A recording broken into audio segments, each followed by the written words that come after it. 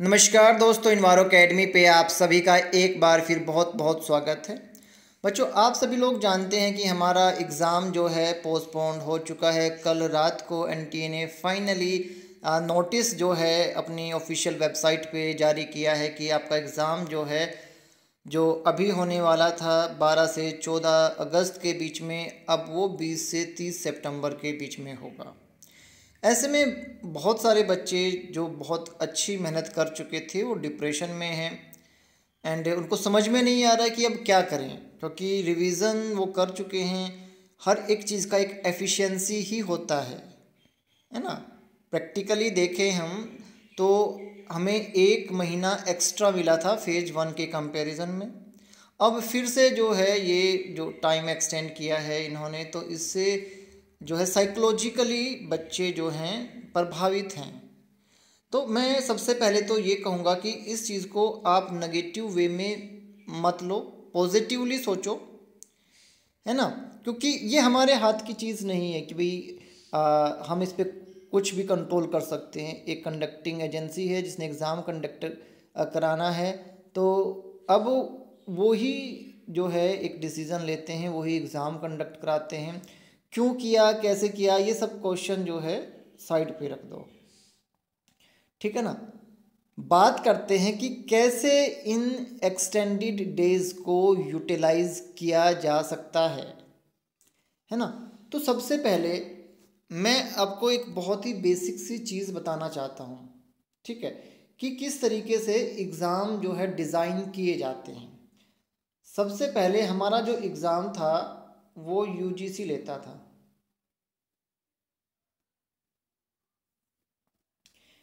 UGC जो एक paper तैयार करता था, तो वो बहुत ही सामान्य सा कॉमन इन्वायरमेंट साइंस की नॉलेज के बिहाफ पे पेपर जो है लिया जाता था।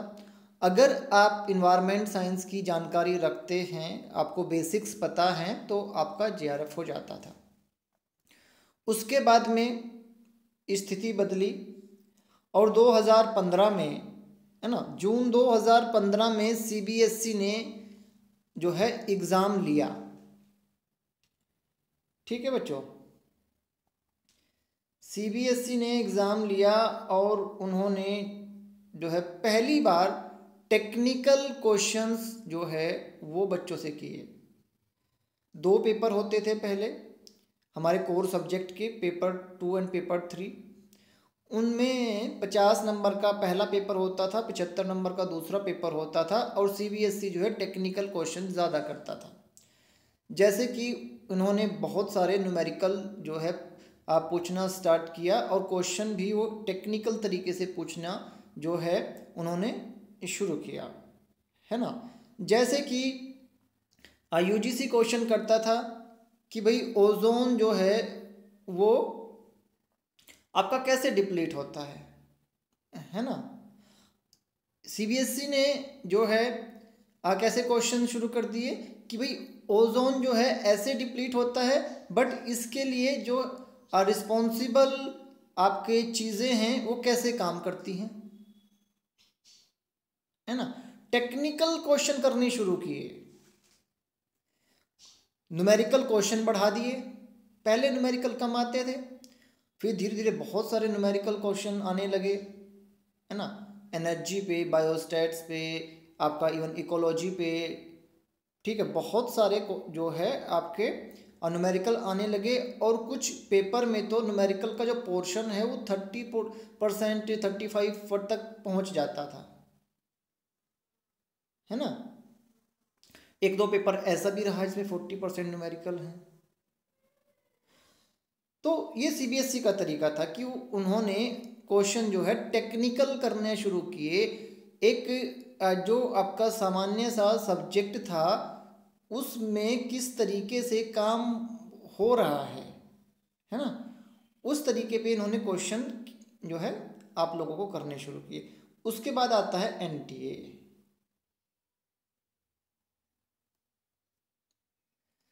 तो जुलाई 2018 में एनटीए ने जो है चार्ज लिया। सबसे पहले इन्होंने क्या किया कि 2 पेपर होते थे, दोनों पेपर को हटा के केवल एक पेपर रखा 100 नंबर का, है ना। 100 मार्क्स का पेपर आएगा जी।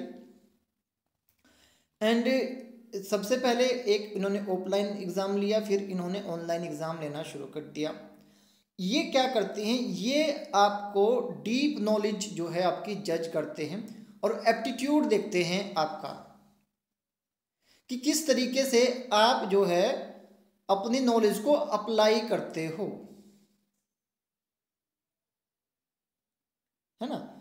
अब जो न्यूमेरिकल क्वेश्चन थे, जो टेक्निकल चीज़ें थी, उसमें एक चीज़ इन्होंने ऐड कर दी, एप्टीट्यूड, कि किस तरीके से आपकी सोचने की क्षमता कैसी है ना। आपको नॉलेज है, ठीक है, बट उसे आप अप्लाई कैसे करोगे। तो इस बिहाफ पे ये अपना पेपर सेट करता है। फिर इन्होंने क्या किया, एनटीए ने 18 के बाद में दिसंबर 19 को थोड़ा सा और अपना पैटर्न चेंज किया और 90 नंबर के 90 मार्क्स के इन्होंने जो है एमसीक्यू दिए और उसके बाद में 2 पैराग्राफ दे दिए, ठीक है, 10 मार्क्स के।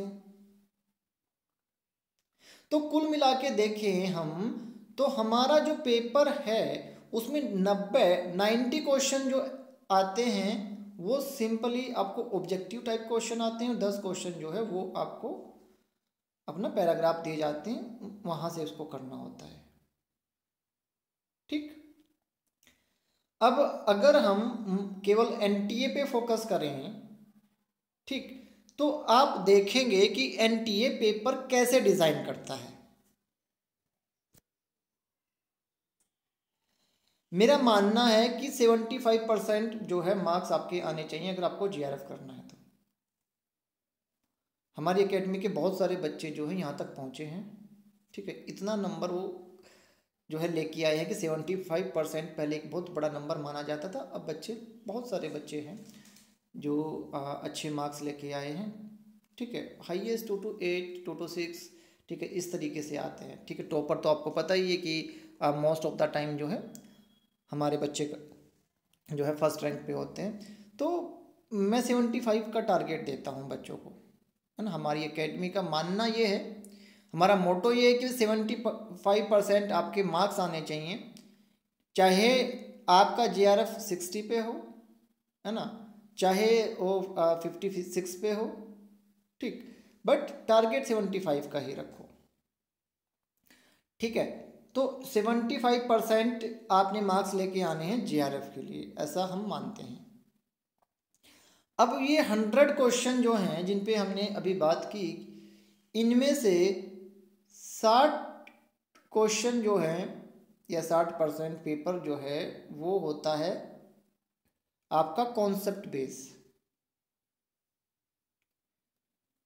20% पेपर जो है वो होता है डाटाबेस और 20% क्वेश्चन आते हैं वन टाइम आस्क्ड क्वेश्चन, ठीक है। तो इस तरीके से आपका पेपर डिजाइन कर रहा है एनटीए की। 60% मार्क्स कॉन्सेप्ट बेस है, 20% डाटा बेस है और 20% वन टाइम आस्क्ड क्वेश्चन है।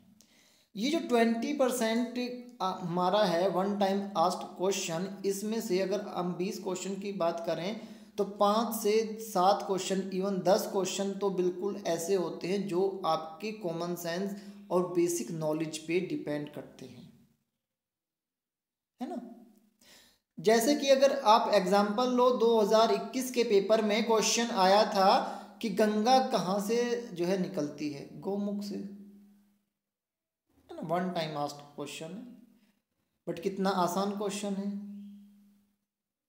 ठीक है ना। वैसे ही क्वेश्चन लिविंग फॉसिल पे आया था, वैसे ही क्वेश्चन आया था कि इनिशियली जब इंसान जो है धरती पे डेवलप हुए तो वो कैसे रहते थे। तो ऐसे आप देख रहे हैं कितने सारे क्वेश्चन जो हैं जो वन टाइम आस्क्ड हैं बट कितने आसान हैं, है ना। वहीं पे आप मान लीजिए 10 क्वेश्चन, ठीक है, या 8 क्वेश्चन या 12 क्वेश्चन ऐसे हैं जो थोड़े से मुश्किल होते हैं, है ना। तो अगर ये आप 10 एवरेज मानो, ठीक, तो 10 एवरेज क्वेश्चन ऐसे हैं जो वन टाइम आस्क्ड हैं, और पिछले 10 पेपर की अगर आप बात करो तो 100 क्वेश्चन ऐसे हो गए जिनके कोई सिर पैर नहीं है। अब वो 100 क्वेश्चन को हवा बना दिया जाता है ना, उनको डराने के लिए जो है सामने रखा जाता है। बच्चे की साइकोलॉजी भी है कि भाई 100 क्वेश्चन और तेरा ऐसे है कि भाई आपका जो मुझे नहीं आते हैं, जबकि वो रिपीटेड भी नहीं है, वो आने भी नहीं है, बट हाँ वो डर का जरिया बन जाता है। ठीक है, वो डर है। ठीक है, जबकि मैं बोलता हूँ उसको छोड़ दो, डरना क्यों है ना। अब बात करते हैं कॉन्सेप्ट ऑफ डाटाबेस की। तो इम्पोर्टेंट टॉपिक्स पे हम बात कर चुके हैं बहुत बार, मेरी बहुत सारी वीडियोस आप लोगों ने देखी हैं। कौन कौन से इम्पोर्टेंट टॉपिक्स हैं? एंड डाटा, ठीक है, बहुत सारे डाटाबेस क्वेश्चन हैं। ठीक है, अगर आप काउंट करना चाहो तो 2-4 अपने उंगलियों पे काउंट करके देखो कि भाई सबसे पहले परमिसिबल वैल्यू याद करनी है ना। वाटर की परमिसिबल वैल्यू, एफुलेंट के लिए, ड्रिंकिंग वाटर के लिए, एयर की स्टैंडर्ड वैल्यू, नॉइज़ की स्टैंडर्ड वैल्यू, है ना। कितने सारी स्टैंडर्ड वैल्यूज़ हैं जो हमें याद करनी है। फिर हमें बहुत सारे इम्पोर्टेंट डेट्स याद करनी है ना। बहुत सारे इन्वायरमेंटल मोमेंट्स हैं, उनकी डेट याद करनी है। इन्वायरमेंटल डिजास्टर की डेट याद करनी है। आपके प्रोटोकॉल हैं, एक्ट हैं, लेजिस्लेशन है, उनकी डेट याद करनी है, कब वो अमेंडमेंट हुए, क्या टारगेट था, कैसे, कितना सारा जो है डाटा है जो हमें याद करना है ना।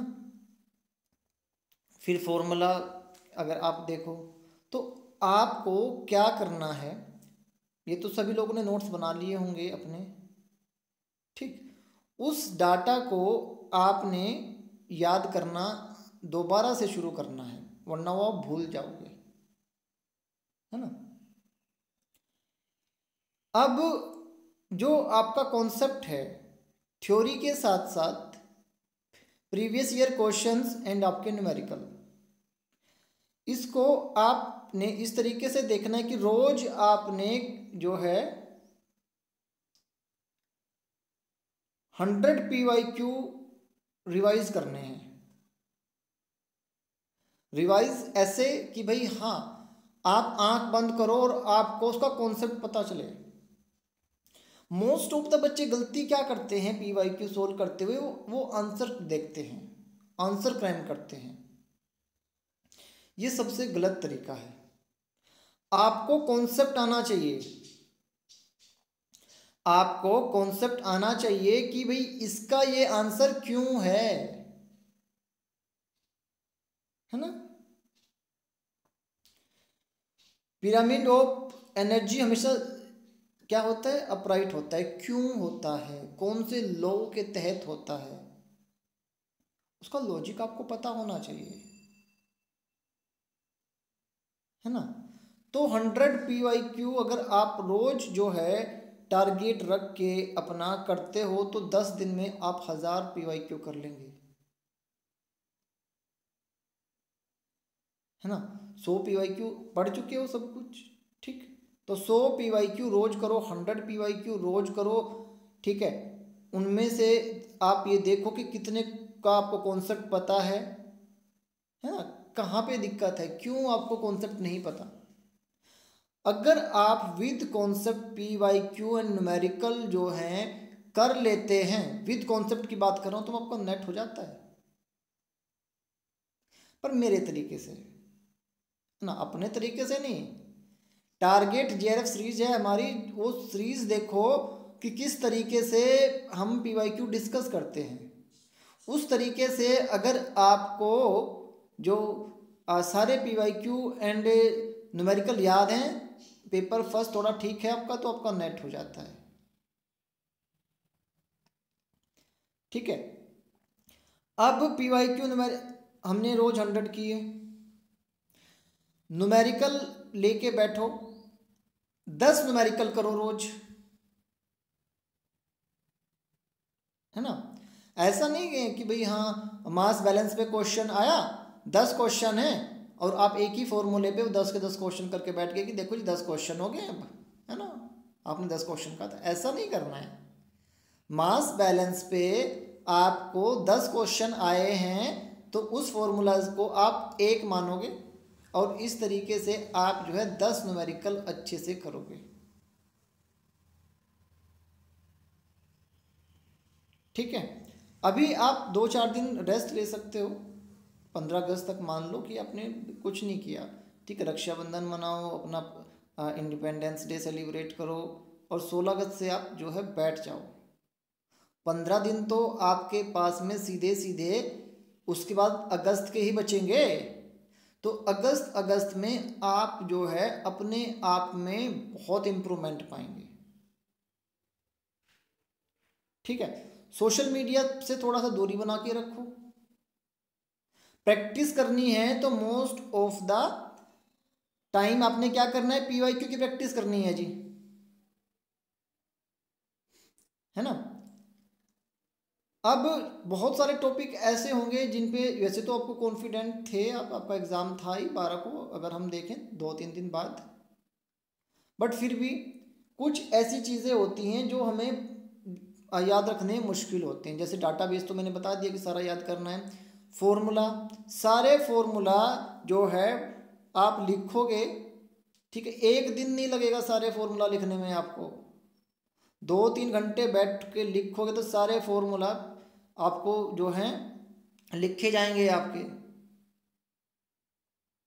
ठीक है, 2-3 घंटे ज़्यादा नहीं लगेंगे, एक साथ उनको लिख के अपना याद करो।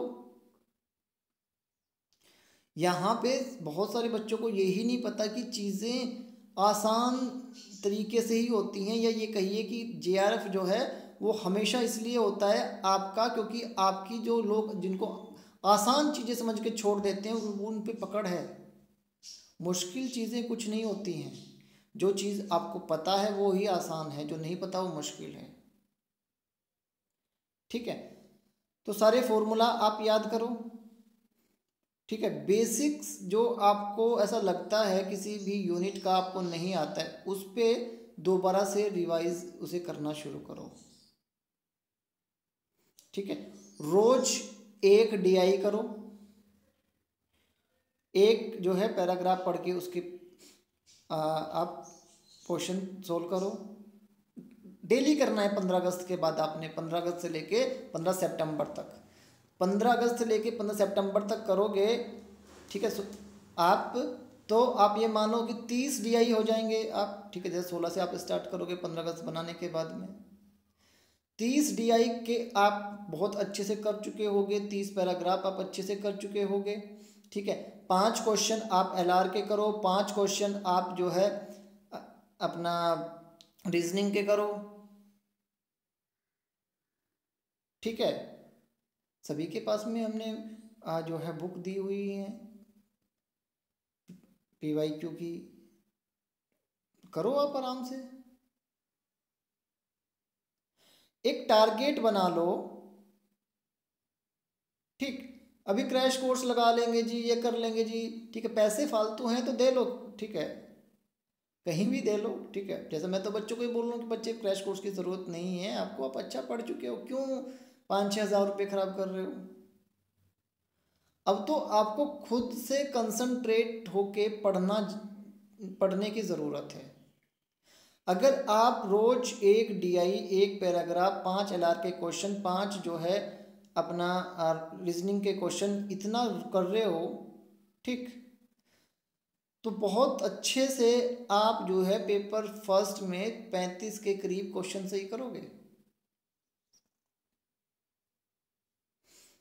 ठीक, ये आपने छोड़ना नहीं है।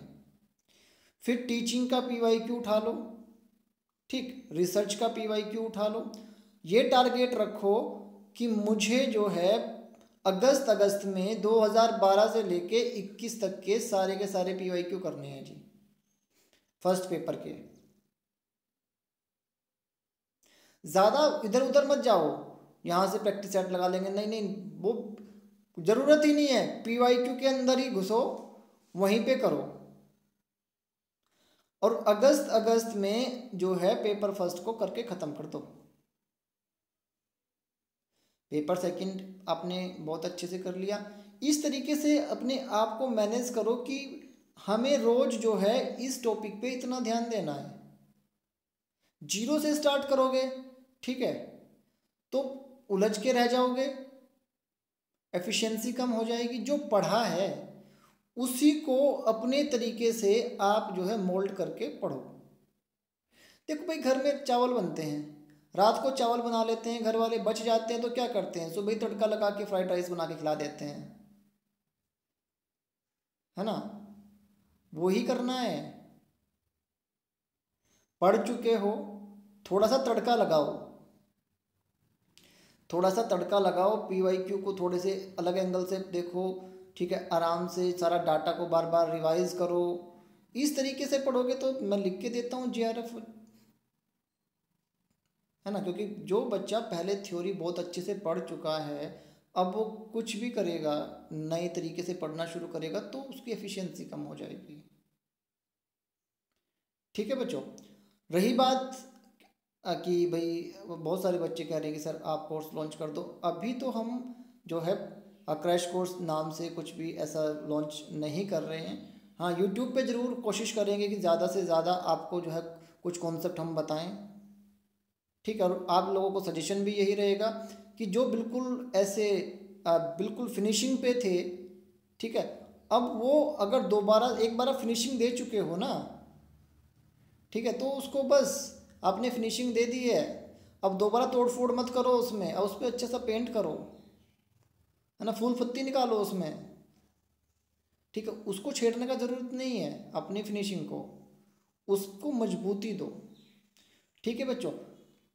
बहुत सारे बच्चे कह रहे हैं कि सर कुछ टॉपिक्स जो हैं आप हम अच्छे नहीं हैं तो उन पे वीडियो ना, डेफिनेटली वीडियो बनाएंगे, भेजो व्हाट्सएप पे सेंड करो, ठीक है, कि इस टॉपिक पे जो है हमें अ, जो भी आपका क्वेश्चन है या कोई PYQ न्यूमेरिकल कोई कॉन्सेप्ट भेजो, ठीक है, डेफिनेटली हम उस पर वीडियो बनाएंगे बच्चों, ठीक है बच्चों।